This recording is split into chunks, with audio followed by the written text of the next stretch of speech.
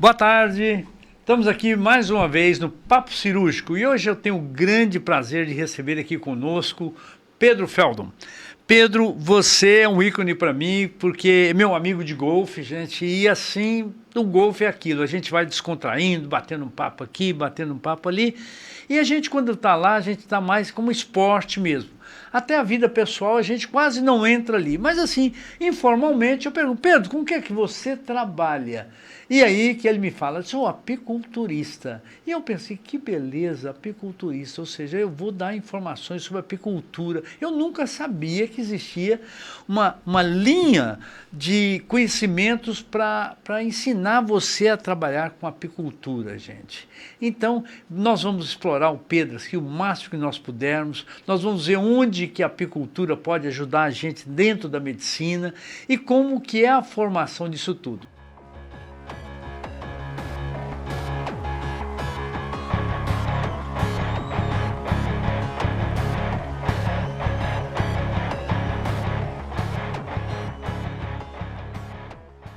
Gente, aqui está o Pedro Feldon, ele vai se apresentar e vai falar como que a vida dele aqui, como que ele chegou no nosso estado aqui, esse estado maravilhoso, e como que ele está aqui conosco e o que ele pode acrescentar para a gente em termos de apicultura e na vida pessoal dele também, que eu vou explorar ele muito. Vamos lá, Pedro. Doutor Jorge, um prazer muito grande estar aqui com você, um prazer estar aqui com essa audiência maravilhosa, tá?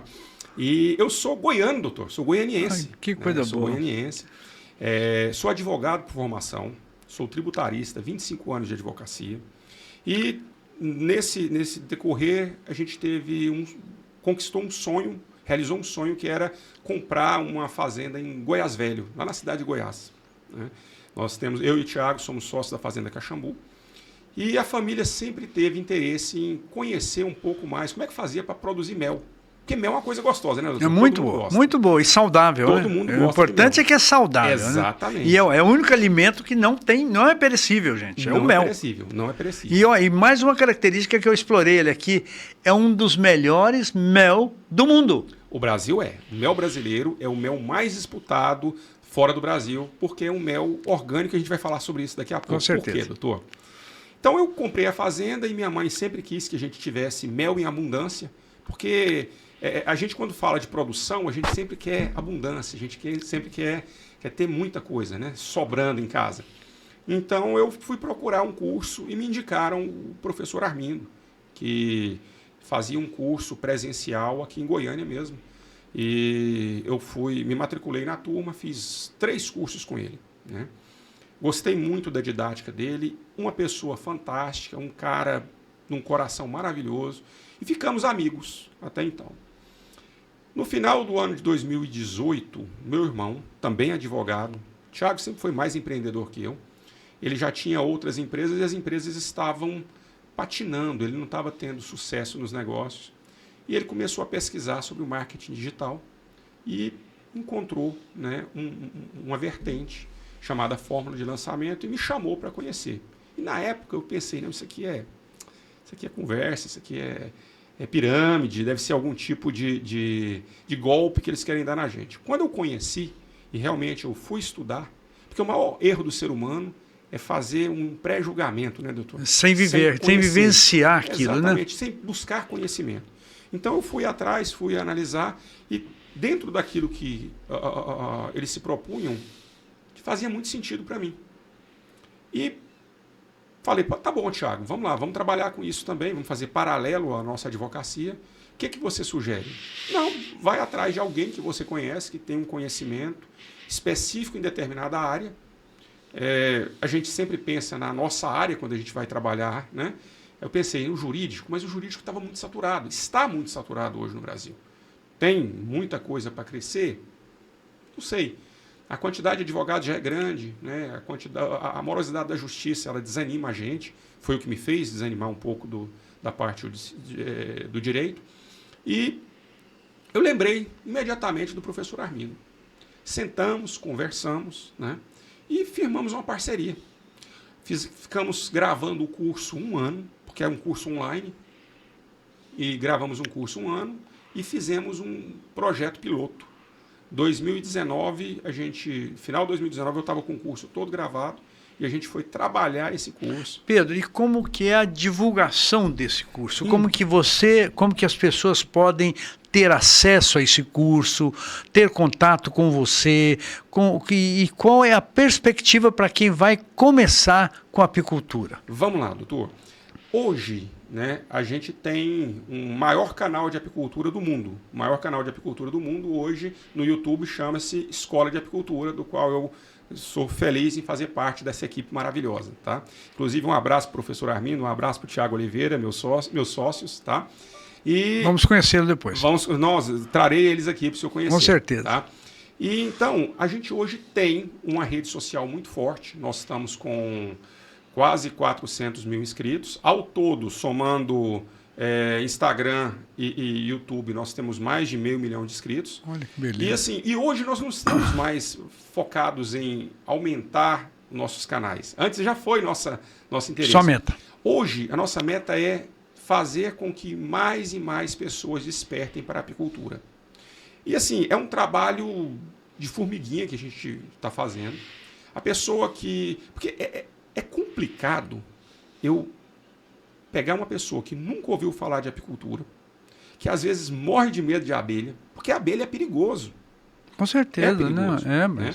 Eu mesmo, doutor, já tive uma experiência extremamente desagradável que fui parar na CTI do hospital. Depois você vai me contar essa passagem. Mas eu vou te explorar um pouquinho mais para quem está começando a entender de apicultura, começando a ver a perspectiva de apicultura, como que é feita a exportação desse mel, quem que eles procuram, como que é feito desde o momento que você pega aquela abelha rainha, que começa a fazer a carne.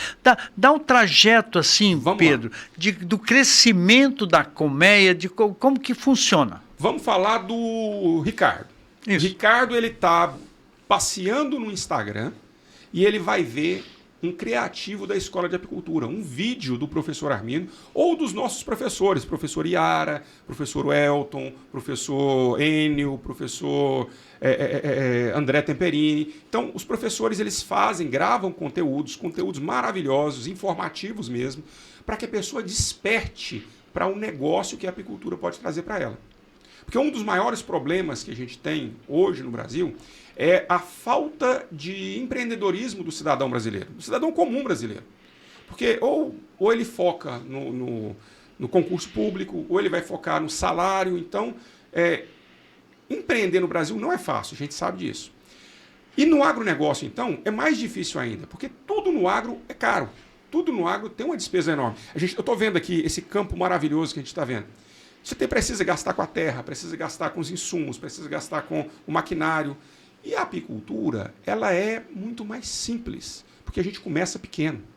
A gente começa com poucas colmeias, começa de uma forma muito artesanal. Eu vou te explorar em termos comercial também. O indivíduo que quer começar, o que seria o capital de início para ele? Mais ou menos. Doutor, mais ou menos. Eu costumo falar que consegue montar um apiário pequeno. Apiário, hein, gente? Apiário. Apiário é o local onde a gente reúne as caixas de abelha. Né?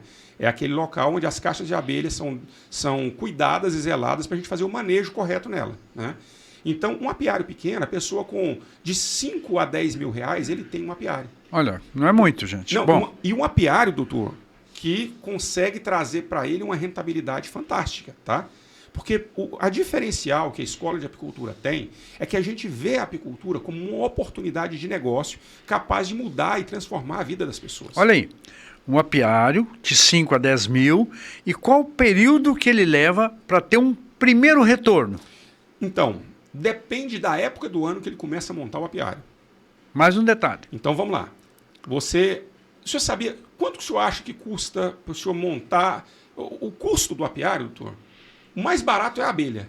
O senhor sabia disso? Não, achava que era o mais caro. Não, a abelha é o mais barato. Porque a abelha, a gente simplesmente monta as caixas iscas, as armadilhas, e elas vêm do céu de graça para o apicultor. Aí você não... E a qualidade, a raça é importante, não é? Aqui no Brasil, doutor, eu estava comentando com o Ricardo um pouquinho mais cedo, aqui no Brasil a gente tem uma abelha diferenciada. Diferente de todos os lugares. Isso também é importante, porque eu tenho um outro amigo também que ele trabalha com um sistema de startup internacional, e ele tem um startup em Israel, e veio me falando sobre um sistema de de evitar doenças nas abelhas. Combate a varroa. Isso. E eu comentei com o Pedro, que eu coloquei ele em contato, e o Pedro já de imediato falou: Jorge, nós temos uma grande coisa boa, que nossas abelhas são resistentes. Exatamente. Não é isso? Eu vou trazer uma historinha que o senhor e você que está em casa vai gostar, tá? O Brasil, nós estamos na América, e na América, naturalmente, não existe abelha com ferrão. A abelha que pica, essa abelha, ela veio de fora. Ela foi introduzida no continente americano com as grandes navegações. Durante as grandes navegações, os padres, né, os monges que vieram com os exploradores portugueses ou espanhóis trouxeram as abelhas. Né? Inclusive, existem aquelas cartas dos navios falando lá nas cargas 30 caixas de abelhas do padre fulano de tal. Então, assim, é incrível. Existe uma história por trás disso. Então, de lá para cá... É muito bonito, gente. Olha aí, é uma coisa linda, né? Que pouca gente fala isso. Quando eu conversei com ele, achei muito importante a gente trazer isso para você e ter esse conhecimento, né? Porque acrescenta para você que está começando, para você que está ali pensando o que eu vou fazer. De repente é uma ideia, gente. E você tem que montar esse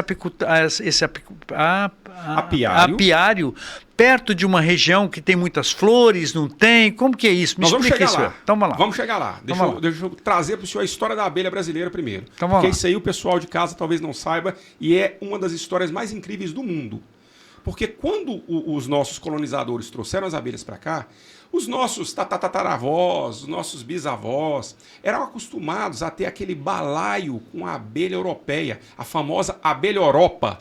Abelha Europa, né? Lá no sul, a italiana, a abelha italiana. Então, e é uma abelha mansa, uma abelha fácil de mexer. Vovó só precisava de um véuzinho no rosto e mexia na abelha, tirava o melzinho, e o mel era o açúcar de antigamente. Com certeza. Era o doce de antigamente, era a sobremesa de antigamente.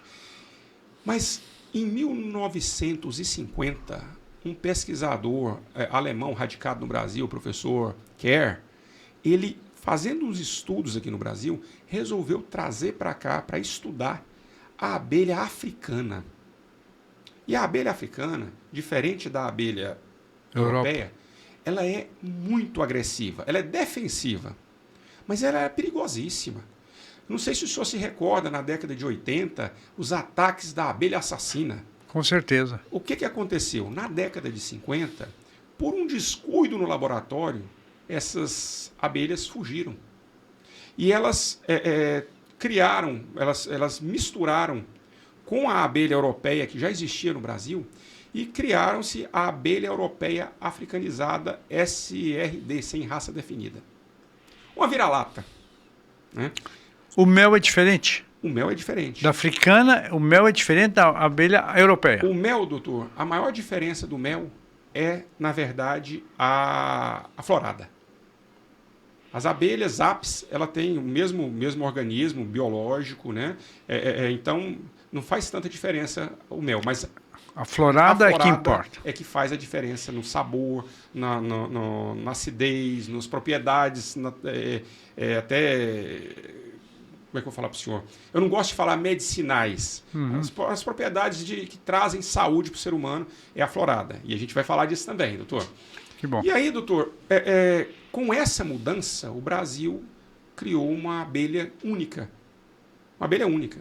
E essa abelha, ela dispensa o uso de remédio, dispensa o uso de acaricida. Essa Europa africana. A Europa africanizada. Uhum. A gente chama de Apis mellifera africanizada. É uma raça nova brasileira que só tem aqui na América do Sul. E ela não é tão agressiva e não tão dócil. Não, ela é mais ou menos. Não, mas ela é agressiva. Ela é agressiva. O senhor não pode trabalhar com um véuzinho. Inclusive, naquela época, a vovó ia para o fundo do quintal, abrir, e aí as abelhas começaram a atacar a vovó.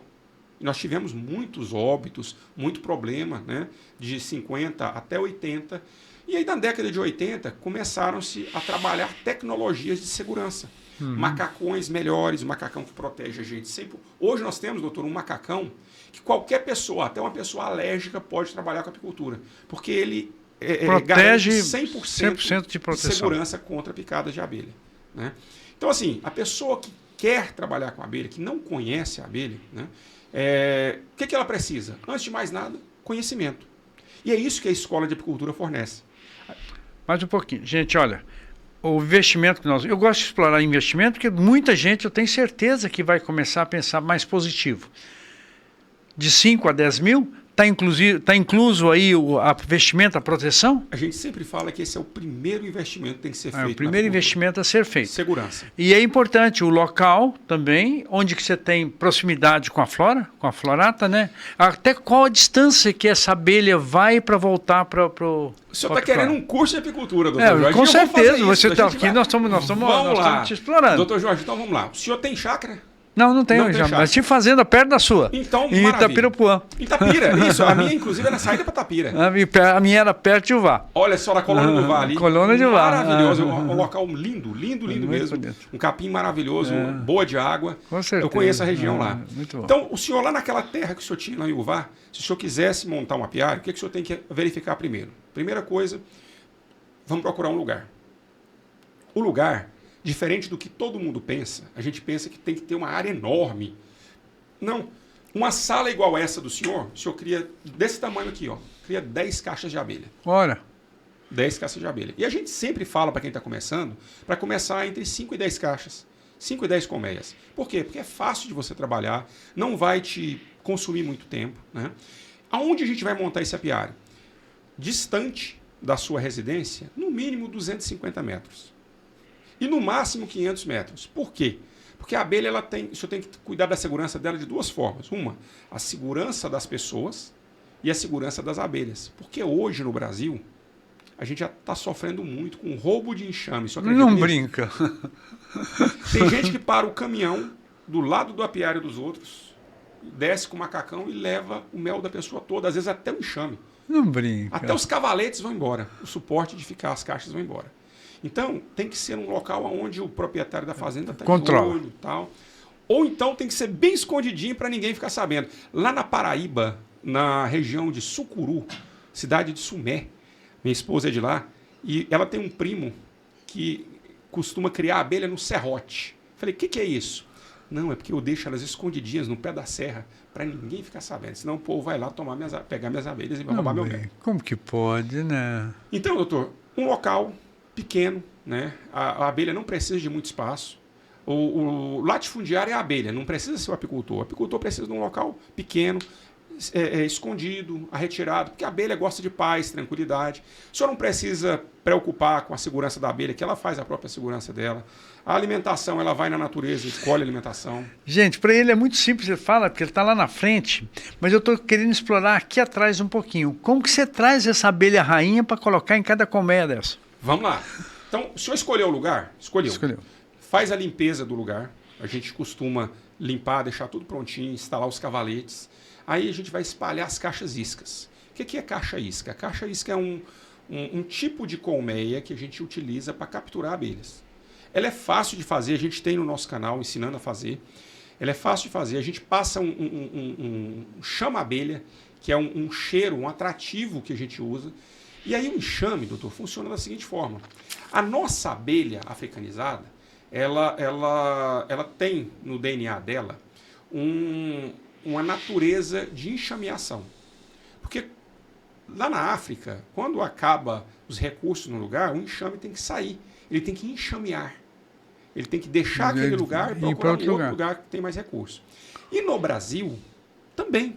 Porque nós temos aqui o cerrado, nós temos épocas difíceis, épocas de muita chuva, épocas de muita seca. No sertão nordestino, do mesmo jeito. Então, a abelha, ela se adaptou muito bem no nosso clima e ela tem no DNA dela essa questão da enxameação. O enxame, ele quando cresce demais, as operárias criam uma princesa, formam uma nova rainha e divide o enxame e uma parte do enxame vai embora. A gente chama de enxamear. Posso explorar mais um pouquinho? Vamos lá, doutor, fica à vontade. Geneticamente, como que define isso entre elas? Se sabe? Vamos lá, tem tudo isso. A diferença entre a abelha rainha, o zangão e a abelha operária, ela está exclusivamente em quem põe o ovo e na alimentação que esse ovo recebe. O zangão, ele é fruto de um ovo que não foi fecundado. O ovo não fecundado é um ovo de zangão. É o macho. Isso já vai definindo a própria genética, eles vão já definindo isso, não vai ser fecundado? A isso não vai... natureza do animal. Vem da natureza do animal. É fantástico, é fantástico. A entomologia, ela, quando estuda nessa parte da abelha, ela é incrível. Incrível. Eu não sou especialista, nós temos professores biólogos especialistas nessa área, não sou especialista nessa área, mas eu acho fascinante. Toda vez que a gente Com certeza, eu fico fascinante. fascinado. E aí, um ovo daquele, quando as abelhas encontram naquele ovo, e assim, já pelo sentido delas, né, elas definem que aquele ovo tem todas as qualidades para ser uma rainha, elas aumentam o alvéolo, colocam ele num tamanho maior, e aumenta a quantidade de geleia real que é dada para aquele ovo. Olha aqui, gente, nós vamos explorar isso também, geleia real. O que difere a geleia real do mel? Então vamos lá. O ovo da abelha operária, quando ele nasce, quando ele eclode, né, ele vira uma larva que durante 3 dias vai se alimentar de geleia real. Passado esses 3 dias, é fechado uma tampinha, a gente chama de opérculo, e ele vai virar uma polpa. E somente no 21º dia essa polpa vai nascer e vai sair uma abelha operária. A rainha não. A rainha ela vai ficar pelo menos 7 dias sendo alimentadas com geleia real. Isso faz com que ela tenha uma evolução do o mesmo ovo que poderia ser uma operária, por causa da geleia real, vai se tornar uma rainha. Olha. É incrível, né, doutor? Então, assim... É muito bonito. É muito lindo, é lindo. É lindo. E nessa interação, quando o enxame está grande demais, é criada uma princesinha e essa princesa voa com parte do enxame. Aí, o apicultor que já está esperando a época da enxameação, instala as caixas isca e essas caixas iscas vão atrair esses enxames que vão voar e vão fazer parte do seu plantel de abelhas, doutor. Bom, mais um detalhe que eu vou explorar. Bom, você está ali, você recolheu o mel daquele pecuária. E aquelas abelhas que estão ali, elas não ressentem que você tirou o alimento delas? Então, como que fica? Como funciona isso? Quando você tiver oportunidade, você vai ver que existe dentro da colmeia, existe partes, né? A parte de baixo é o ninho, é onde a rainha mora com as outras abelhas, é onde ela vai fazer a postura. Para cima, cada gavetinha daquela a gente chama de melgueira, que é a produção de mel, propriamente dita, é feita na melgueira. O depósito do mel delas é na melgueira. Nós costumamos fazer, no nosso método, tá? Isso eu preciso deixar bem claro, o nosso método de apicultura, a gente trabalha com a alimentação de subsistência das abelhas. Se eu tiro o mel, eu tenho que entrar com xarope de açúcar para que ela não morra durante a época da fome, a época da entre-safra. Que aqui para nós, no Centro-Oeste, é agora, na época da chuva. Na época da chuva... Ou seja, você dá açúcar para ela. Açúcar para ela. Tá? Alguns apicultores não gostam dessa prática. Então o que eles fazem? Não colhe todo o mel. Deixa um pouquinho para sobreviver. Né? A gente tem uma regra muito, muito séria, que é a gente não mexe na reserva de mel do ninho. Aquela parte de baixo. Ali é sagrado, ali é das abelhas.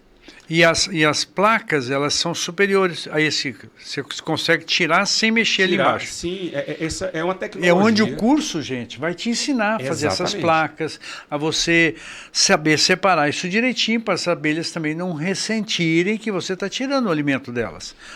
Não é assim? Exatamente. Doutor, a abelha, ela tem no DNA dela, a ordem da abelha, do dia que ela nasce ao dia que ela morre, é trabalhar. Uma abelha, doutor, vive no máximo 45 dias. Desde que ela sai do opérculo e começa a trabalhar, ela vive 45 dias. E ela, quando morre, ela está dentro do apiculário ou não? Até nisso, o criador ele foi perfeito em desenvolver isso na abelha. Ela sai para trabalhar um dia e ela morre no meio do caminho. Olha aí. E ela ainda vai virar um fertilizante incrível para a natureza. O senhor acredita nisso? Acredito. Porque a região onde as abelhas, onde tem uma colmeia, se o senhor pegar um raio de 50 metros ao redor da colmeia, o senhor vai ver que ele é mais, o solo é mais, mais fértil do que fora. Olha aí, tudo isso, gente, é cultura, estamos aprendendo, né? É muito bom. Eu fico encantado com a natureza primeiro e com como que a gente aprende, como que o ser humano, ao longo da vida, ele vai vendo tudo isso. São detalhes que se você olhar, você não sabe, né? É igual você vê uma formiga trabalhando, fazendo a sua casinha, pegando ali uma folhinha, levando, fazendo... Tudo tem uma história, tem sua hierarquia lá dentro, tem o rei, a rainha, tem tudo, né? E é interessante, doutor, que, por exemplo, nós temos aqui... Hoje eu tive a oportunidade de conhecer a clínica do senhor, uma instituição maravilhosa, a gente vê que as pessoas trabalham com felicidade, trabalham com alegria, mas tem alguém administrando ela. Com certeza, né? A colmeia, o enxame, é um ser autônomo. Não tem ninguém falando para elas o que tem que ser feito. Elas simplesmente nascem e começam a desenvolver a aptidão para aquele trabalho e vão realizar aquele trabalho. A abelha, quando ela sai, o primeiro trabalho da abelha é de faxineira. Os primeiros 7 dias dela é faxineira. O que a faxineira faz? Limpa a colmeia. Limpa a colmeia. Ela sai, ela pega, limpa, tira tudo. Acabou de nascer uma abelha, a faxineira chega lá, limpa e ainda passa ao redor do alvéolo, ela passa uma camada assim, microscópica de própolis, que é para tirar toda e qualquer bactéria que possa vir a aparecer naquela região. Pedro, como que é produzido própolis? Vamos lá. A abelha produz várias coisas. Ela produz o mel, que ela traz do néctar das flores. Então ela colhe o néctar das flores, engole, faz todo um processo de quebra digestivo, de quebra do néctar, para transformar no mel maravilhoso que a gente tem. Isso já é da genética da própria abelha. Isso. O pólen, ela vai lá no estame estame mesmo, doutor? Me ajuda aí. Isso. No estame da flor, coleta o pólen floral, leva para dentro da colmeia e ela vai trabalhar ele ali e vai se tornar o pólen apícola, que também é um produto incrível. Jamais com saliva. Também. E, mas ela não chega a deglutir. Não, ela não chega a deglutir. Mas o que ela faz? Ela armazena aquele pólen no fundo dos alvéolos. E aquele pólen armazenado no fundo dos alvéolos vai misturar com um pouco de mel, vai misturar com um pouco da própria saliva da abelha, e ele vai fermentar ali. E ali ele tem um processo, doutor, de vitaminas, sais minerais, que é incrível. Dá uma energia para o homem que o senhor não tem ideia. É o Viagra natural. O pólen apícola é o Viagra natural. Dá uma energia para a gente. Tomar uma colher de pólen e ir para uma partida de golfe, o senhor vai jogar 18 buracos sem ter dor de cabeça. Mas me diz uma coisa. Quando você tira o favo, sim, tá ali o pólen também? O pólen tá ali. Como que é a extração do mel? Você deixa escorrer ou você faz pressão? Podemos chegar daqui a pouco? Podemos. Então vamos lá. Olha, eu não quero perder nada, hein, gente? A coisa está tão interessante que eu não quero perder. A abelha, vou voltar lá atrás para me trazer para o senhor cada fase da abelha.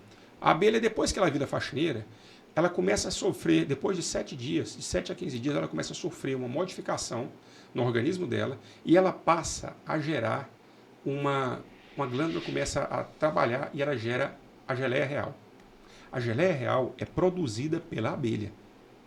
Ela gera a geleia real para alimentar a rainha e todos os filhotinhos naqueles 3 primeiros dias. E ela passa de faxineira para nutriz. Ela vai criar as abelhinhas. Então a geleia real, ela é produzida pela abelha. Que você estava perguntando da geleia real. Vamos lá. Depois de alguns dias... Pela abelha rainha? Não. Por todas as faxineiras. As abelhas que passam de faxineira para nutriz. A glândula hipofagiana dela começa a secretar a geleia real. E aí, essa geleia real, ela tem todos aqueles nutrientes que vão transformar qualquer ser vivo. Porque se consegue fazer uma abelha pequena ficar enorme e virar rainha, o que ela não faz com a mulher? É um dos alimentos mais saudáveis do mundo. junto com o ovo, o leite materno. A gente sabe que é uma coisa incrível. Lógico, você vai continuar o papo. E é fácil você identificar a geleia real? A geleia real é fácil de identificar. Ou seja, quando eu vou comprar a geleia real, se eu abrir, eu sei que é geleia real. Não, doutor. Não. Aí não.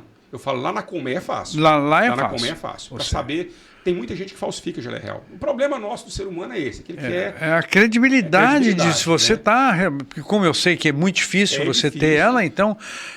O valor dela deve ser melhor também e você tem que saber a característica dela. Eu nunca produzi geleia real, nunca participei da produção de geleia real. Eu conheço produtores no sul que trabalham com geleia real, mas muito pouco, mais para eles mesmo. A geleia real brasileira quase toda é importada, né?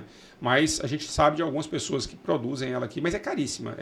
É um dos produtos das abelhas mais caros que tem. E ela vem o quê? Em cápsula? Não, ela vem em potes. Ela é uma geleia. Aí você geleia e você pode comer algumas gramas por dia. É um alimento feminino. Maravilhoso para você, mulher, você jovem, moça.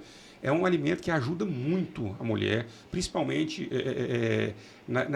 assim, quando se fala de pele, de cabelo, de regulação hormonal, doutor. Quem fala melhor sobre isso é o professor Armindo, e o senhor vai poder sugar ele quando ele vir aqui. Tá? Realmente nós vamos falar. Mas vamos trazer o professor Armindo. É fantástica, a geleia real é fantástica. Então, beleza. A Nutris, passaram-se mais 7 dias, o que vai acontecer com ela? Ela vai sentir uma outra modificação no organismo. Começa a produzir cera. Ela transforma o mel que ela recebe em cera, que é a glândula serígena. Ela começa a produzir a cera. E ela vai ela vira engenheira. De Nutris, ela passa para engenheira. E vai fazendo os favos. Os favos. Ela vai construir aqueles alvéolos, que é uma coisa perfeita. É construído com a engenharia máxima, né? A gente fala engenharia divina, porque nada pode explicar aquilo ali, né? Toda perfeita, todos do mesmo tamanho, todos na mesma medida, e assim, todos na mesma posição. Então... a engenheira vai fazer esse trabalho. Você viu que ela já passou por 3 processos de transformação. E nesses 3 processos nós tivemos 3 tipos de produtos que a abelha trouxe. Já produziu o mel, a geleia real, e agora a arquitetura a cera dos favos. A cera do favo. A cera de abelha também é produzida pela abelha. A cera também ela é nutriente? A cera, não, doutor, mas ela tem algumas propriedades, né? Principalmente para dor de cabeça, para assim, o bem-estar da pessoa. Ou seja, a pessoa também pode triturar e tomar, fazer... doutor, o que acontece? Eu não gosto de falar muito da cera, porque eu nunca li os estudos sobre a cera. O professor Armindo ele fala melhor sobre a cera, porque ele é uma traça de... cientista. Um cientista, ele adora... artigos científicos relacionados às descobertas dos produtos das abelhas. Da cera eu nunca li. Então eu não vou falar daquilo que eu não conheço. Mas depois nós vamos explorar mais a cera. Mas a gente vai explorar isso mesmo. Fico devendo para vocês. Passado mais 7 dias, doutor, outra modificação nas abelhas. A abelha começa a sentir lá no abdômen dela uma outra mudança, que é a glândula de veneno. Ela passa a ter um ferrão com veneno. E aí ela de engenheira se torna sentinela. É ela que vai fazer a defesa da colmeia. Da colmeia. Ela fica ali na porta da colmeia. E dizem que a abelha, uma vez ferroou, ela morre. Ela vai morrer, porque geralmente o ferrão prende com todo o abdômen dela e a parte interna fica. Então ela vai morrer. E ela dá a vida para proteger a colmeia dela, né? E nesse interim, ninguém precisa falar para a faxineira que ela tem que limpar, ninguém precisa falar para a Nutris que ela tem que alimentar as outras. Ninguém precisa falar para a engenheira que ela tem que construir. Bom, é algo que vem... Nós falamos da geleia real, nós falamos do mel, falamos da arquitetura, do favo, está faltando o própolis. Aí o que acontece? Falamos do veneno. Exatamente. Depois que ela ficou um tempo protegendo a colmeia, ela tem o direito de sair para buscar a matéria-prima para trazer para dentro da colmeia, tá? O que vai acontecer? Ela, lá fora, vai colher o néctar para fazer o mel e a cera. O pólen. Mel e cera, tá? Mel, cera e a geleia real. Todos eles vêm do néctar. Ela vai consumir aquilo para poder ter isso. ela vai trazer o pólen para fazer o pólen apícola e ela vai buscar uma secreção das árvores, das folhas e do caule das árvores, da seiva das árvores, que nada mais é do que o própolis. O própolis ele não é produzido pela abelha, ele é transformado pela abelha. Então, doutor, quando a abelha chega, né, trazendo essa matéria-prima, ela vai transformar essa seiva, ela vai transformar essa secreção das árvores nesse produto incrível que é o própolis, que a gente sabe que é antibacteriano, antifúngico, ele é fantástico, né? E tem diferença de pólen, de própolis. O própolis aqui na nossa região é o própolis marrom, a própolis mais comum que tem, né? Quando o senhor vai para Minas Gerais, aqui região do Planalto Central, existe uma planta chamada alecrim do campo, que eles chamam de vassourinha. Tem um besouro que fura aquele alecrim do campo e solta uma secreção. A abelha vai lá, puxa aquela secreção e leva para dentro da colmeia e transforma em própolis verde, que é o própolis mais estudado e mais comentado hoje. Aquele que saiu o artigo sobre a eficácia dele no combate à Covid, no combate ao câncer, né? Então, assim, o própolis hoje, brasileiro, praticamente vai todo embora. Agora, depois da Covid, é que o brasileiro se despertou para a questão do própolis. E vou ensinar vocês a tomar o própolis de forma correta. O senhor sabe tomar, doutor? Não sei. De forma correta? Não sei. Então vamos lá. Todo mundo acha que é só pegar 2 gotinhas por dia, 3 gotinhas por dia. Não, não é isso. O própolis de 11%, de 22%, entre 11% e 22%, que é o teor de pureza do própolis, né? Você vai comprar o própolis de um fornecedor seguro e você vai tomar 1 gota por quilograma por dia. Então, quanto que o senhor pesa, doutor? 90, 85. 85 gotas de manhã cedo. Tá? E é terrível. Gente, pensa numa coisa com gosto ruim. O própolis é amargo. O própolis... Você não pode encapsular ele? Tem ele encapsulado, doutor, também. Mas aí, ele encapsulado, como ele é uma solução alcoólica, né? Como ele é quebrado, porque o própolis ele é revestido, naturalmente, é revestido por uma camada de Um filme. Não é filme, é da planta, é a... Me ajuda aí, doutor, que falhou aqui a parte da biologia. Celulose. Celulose. Uma parte de celulose. E o nosso organismo não quebra não celulose. Digere não a digere a celulose. celulose. Não digere. Não digere. Então, precisa fazer uma quebra através do álcool. Do álcool e da movimentação. Então, ele quebra e forma o extrato de própolis. Se eu pegar um pedaço de própolis da colmeia e ingerir, ele vai sair nas fezes e não vai fazer diferença nenhuma. Então, eu preciso quebrar aquela cápsula de celulose para poder aquilo fazer efeito no meu organismo. E a gente faz isso através dessa forma. Aí existe um processo, que é um processo mais caro, que faz com que a gente seja obrigado a tirar o álcool, separar o própolis do álcool, para que ele possa ser encapsulado. Porque não dá para encapsular o álcool, né? Ele derrete a cápsula. Então, para fazer o encapsulado existe, ele é mais caro, mas o própolis que você vai encontrar na farmácia, que tem aí na farmácia da sua vizinhança, é a solução de extrato de própolis. A solução de extrato de própolis ela é ruim, mas tem forma de a gente melhorar ela, doutor. Sabe aquele shot de limão que todo mundo toma de manhã cedo? A pessoa que cuida da saúde, pinga o própolis no shot de limão. Fica mais gostoso. Ótimo. Ele é mais aprazível, dá para o senhor tomar. Ótimo. Toma aquela dosezinha de manhã cedo. Pronto. E pronto. Uma dose dessa por dia, o senhor vai ter dificuldade. Não vai ter mais problema de garganta. Imunidade, ajuda na imunidade, ajuda bastante na imunidade. Que bom. Olha aí, vocês entenderam aí como nós vamos tomar o própolis, tornando com um gosto mais agradável e poder tomar isso todos os dias, e realmente, na forma medicinal, vai nos ajudar muito. Pedro, mas agora eu vou te perguntar, como que eu posso comprar o própolis tendo a confiança que ele realmente é o própolis? Então eu vou responder para o senhor de uma forma que quem está em casa assistindo a gente vai entender. A gente sempre pensa que o que está na prateleira do supermercado não é mel. O que está na prateleira do mercadinho não é mel. E não é isso. Muito pelo contrário. O própolis ele é muito bem regulado nossos vigilância. órgãos governamentais. Não chega nem a vigilância sanitária porque ele é um alimento. Ele é considerado alimento, não é considerado uma medicação. Então, responsável ainda é o Ministério da Agricultura, né? Então, ele é muito regulado.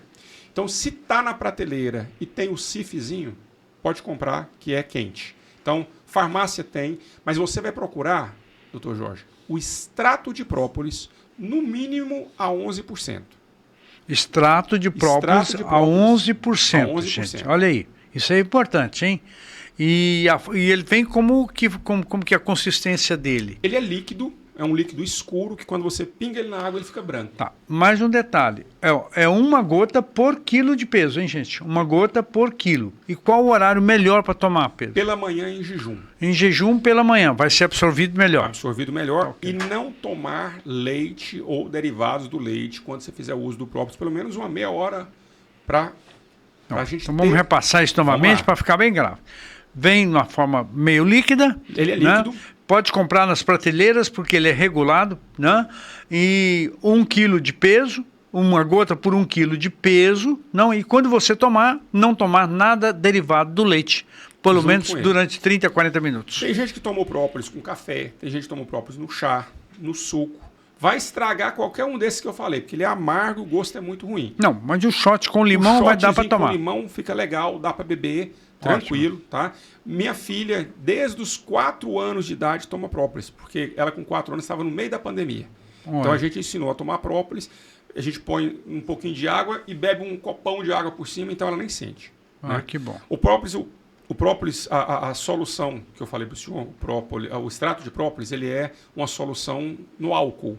Então, ele é desagradável. Parece uma dose de pinga. E quem não é acostumado com bebida sabe o tanto que é desagradável. Que é ruim.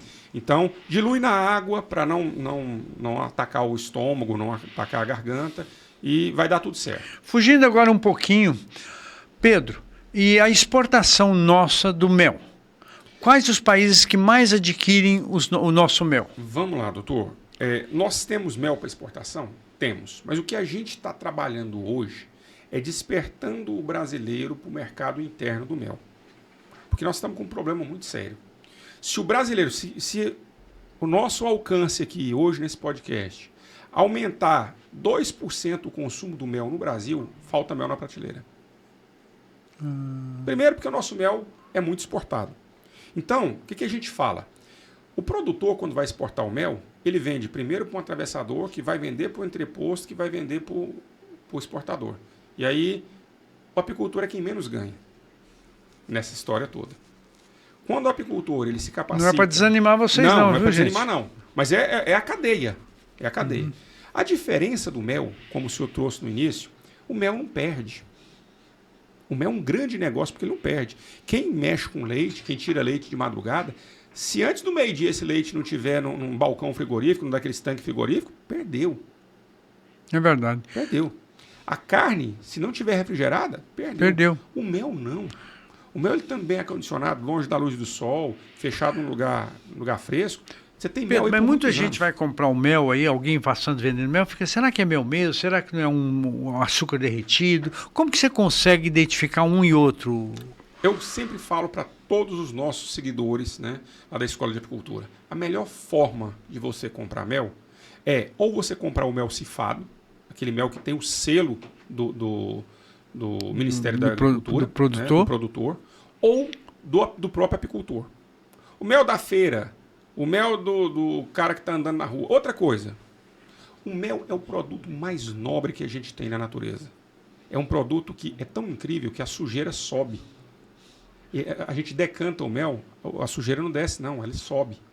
Então, ele sai puro, sai maravilhoso.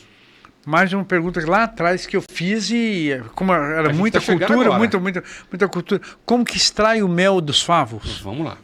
E é isso que eu queria falar para o senhor. Como é que é feito a extração de mel? Antigamente, antes da apicultura ser uma atividade econômica, ela era uma atividade extrativista. O nosso bisavô, nosso avô, até meu pai, ia para o meio do mato, geralmente de cueca à noite, rebentava um oco de pau, um cupim, e tirava aqueles favos de lá. Chegava em casa, espremia aquilo num balde. Ali tem o suor do cabra, Ali tem a poeira do cupinzeiro, a terra do cupinzeiro, o pedaço de sujeira, vai tudo ali dentro. Ele passava numa peneira, né? Colocava dentro de uma garrafa de caninha 51, transparente, e metia um sabuco de milho como rolha. Quando a gente olha aquela garrafa assim, ó, embaixo está aquela sujeira.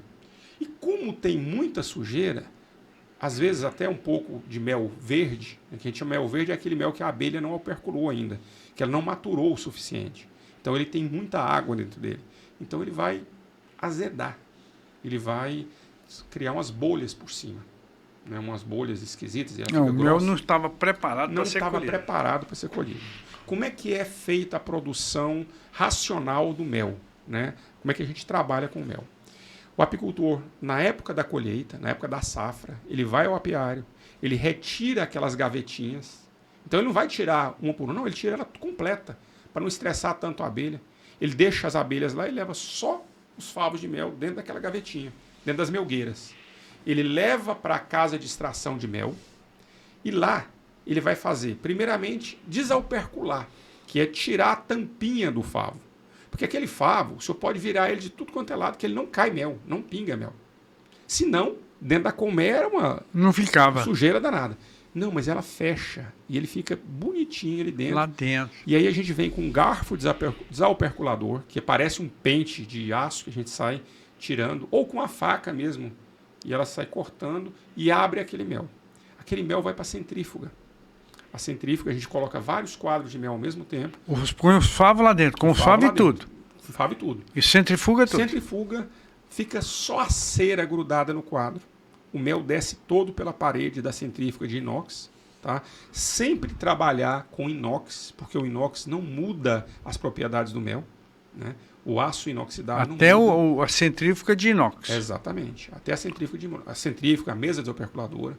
Então, aquele mel cai para dentro do balde, é filtrado, porque para não deixar vir pedaço de cera, alguma sujeira da abelha, mesmo um pedaço de asa de abelha, alguma coisa assim. Esse filtro é hermeticamente fechado ou não? Uma peneira fina. Uma peneira bem fininha. O mel ele é muito simples de trabalhar, e isso ajuda muito o produtor. Né? Então, a peneira fina, eu mesmo, quando eu faço lá na minha fazenda, a gente faz com 2 ou 3 peneiras, porque o mel vai descendo, a primeira pega aquela parte mais grossa, os pedaços de cera, pedaço de própolis, que pode estar duro lá dentro, e aí vai ficando aquela sujeira por cima e o mel vai descendo cada vez mais limpo. Feito isso, ele vai para o decantador, onde ele vai ficar no mínimo 48 horas decantando. O restinho de sujeira, e quando eu falo sujeira, às vezes é o pólen, que se tiver pólen ele sobe, né? Ele não vai misturar com mel. Então o restante das impurezas que não é mel, ele vai subir. Subiu. Você tira. O decantador, a torneira dele fica embaixo. Então, o mel limpo vai descendo todo e quando começa a sujar, o senhor fecha, limpa o decantador todo, coloca mais mel, espera mais 48 horas e o senhor tem o mel envasado. Isso qualquer apicultor pode fazer na colmeia fazenda. De tamanho médio te dá uma média de quantos litros? Vamos lá. A vantagem da abelha brasileira é que a abelha brasileira, quando ela é bem trabalhada, bem manejada, ela consegue chegar na superprodução de mel. Isso é um método que a escola de apicultura trabalha. Então, dependendo do bioma, igual nós estamos no centro-oeste. O centro-oeste é cerrado. E o cerrado, ele consegue produzir de 40 a 60 quilos de mel por colmeia ano. Então... É muito. Muito mel. Muito mel. Tá? Quando a gente fala do Nordeste brasileiro, que é aquela seca danada, já é diferente. Porque lá, quando chove, é um mar de flores. E a abelha produz de 100 a 120 quilos de mel por ano. Tem abelha que faz mais, tem abelha que faz menos. Ou seja, lá produz mais que aqui? Mais do que aqui. O bioma melhor para se produzir mel no mundo chama-se Caatinga nordestina. Olha, não sabíamos. E assim, é algo que se o povo brasileiro soubesse, é algo que poderia mudar muito, transformar muito a vida dos nossos irmãos nordestinos. Nós temos uma aluna antiga da escola, que o primeiro contato que ela teve com a apicultura, ela trabalhava no corte de cana, ela tinha 5 filhos e a renda dela era R$120 por mês para cuidar de 5 filhos. Ela fez o curso de apicultura, recebeu algumas colmeias de graça do programa do governo e ela começou a trabalhar. Aquela senhora passou a ganhar R$ 1.800 por mês, só com o mel que ela tirava. Isso foi uma mudança de vida nela.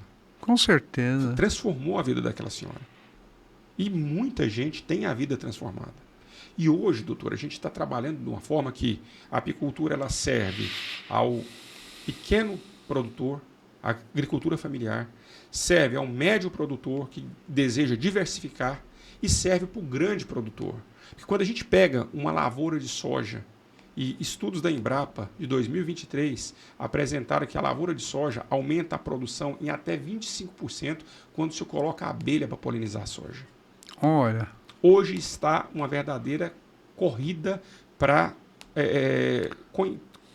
conquistar conhecimento e colocar a polinização no Brasil como algo essencial para aumentar a produção. Mais uma perguntinha. Vamos lá, doutor. Qual é o país que mais se produz mel no mundo? Doutor, eles falam que é a China, mas tem uma disputa aí, porque a China tem um tal do mel caseiro, uma máquina que faz mel. Então, assim, é algo que... Não é o mel. Não é o mel. Não é o mel, tá? Então, hoje, creio eu que seja os Estados Unidos. Vamos conferir aqui? Deixa eu dar uma olhadinha aqui, que eu vou olhar aqui na escola, só para mim ver... Você vê até nisso, gente. É engraçado, né? Ou seja, um mel que não é um mel, mas produzido de forma artesanal ou de forma industrial. Será que é o mesmo mel? Deixa eu ver aqui os maiores produtores de mel. Aqui tá igual eu falei para o senhor, é a China que é recordista na produção, mas existe uma discussão com relação à veracidade do mel da China. Do mel da China. Do mel da China, tá? Então, doutor... Depois o segundo seria o Brasil. Turquia, Rússia, e aí a Europa e as Américas depois. Não, o Brasil nós não produzimos, a gente não aproveita o que nós temos, riqueza que nós temos do aqui. Nordeste principalmente. Principalmente no Nordeste. Você vê, hoje eu fico vendo aí como que a Turquia se destaca muito em várias áreas, né? Principalmente hoje eu vejo na área médica, como que eles se destacam, principalmente na área da cirurgia plástica. Sempre que nós vamos aos congressos, nós vemos os turcos estão sempre presentes, inovando e trazendo novidades. É mesmo? Doutor? Muito, muito. Cada vez me surpreende mais e mais. Pois na Ou seja, também. e a gente não tem ideia, né? Que eles estão assim tão desenvolvidos. Você vê que mesmo na área de drones, hoje eles fazem os melhores drones do mundo. Na área bélica também eles estão muito desenvolvidos. Investindo em tecnologia, né? Doutor? Justo. E eles estão tanto na parte ocidental quanto na parte oriental. Exatamente, né? eles estão ali naquela fronteira. E hoje investe-se muito também ali no turismo da Turquia. A gente não tem ideia, né? Que eles são, assim, já foram assim, conquistadores do mundo todo, os otomanos, né? Não. E hoje lá eles estão se destacando. Todas as vezes que eu vou nos meus congressos, tem 2 ou 3 turcos trazendo muita novidade para a gente. Que coisa boa de saber. Na apicultura, da mesma forma, é um dos maiores produtores de mel. Eu aprendi muito com o Pedro. E é um grande companheiro meu de golfe. Eu falo desde que ele começou a jogar comigo no golfe, eu nunca mais perdi uma bolinha, que ele tem um olho de lince, ele enxerga a bola onde você não imagina. Pode cair no mato que ele acha a bola. Doutor Jorge, quem ganhou com isso fui eu, que ter a companhia de vocês, dos demais papitos lá, é maravilhoso, assim, agrega muito na minha vida, no meu domingo, tá? Então, assim, eu estou à disposição no que o senhor precisar. Foi um prazer estar aqui falando com vocês. Para quem quiser conhecer sobre a Escola de Apicultura, o maior canal de apicultura do YouTube é Escola de Apicultura. É só pesquisar Escola de Apicultura que você vai encontrar a gente lá. Eu, Tiago Oliveira, professor Armindo e nossos professores. Vai ser um prazer ter vocês no YouTube e no Instagram. Nós estamos aí Olha aí, gente, material novo. Foi dado o recado. Então, quem quiser e tiver muito interesse, quiser explorar, vamos lá aprender um pouquinho mais. Então, tenham todos uma boa tarde, um coração aí muito grande, esperando por todos vocês aqui na Belcorp. E qualquer coisinha, estamos à disposição. Gratidão.